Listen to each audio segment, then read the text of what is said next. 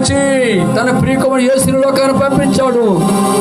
Christmas అంటే ప్రేమ, Christmas అంటే త్యాగం,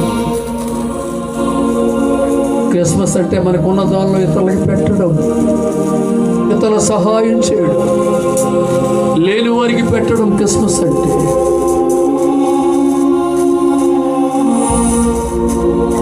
క్రిస్మస్ అంటే గొప్ప సంతోషం, క్రిస్మస్ అంటే రక్షణ, క్రిస్మస్ అంటే ఆశీర్వాదం, క్రిస్మస్ అంటే ఆరాధన.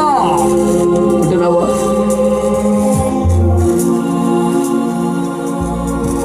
ఆనాడు సత్రపు యజమాని నా లోపల సత్రంలో ఖాళీ లేదనిస్తాడు ఆయన. ఇవాళ నీ తలుపు తడుతున్నాడు, దేవుడి హృదయంలో ఖాళీ ఉందా యేసయ్యకి?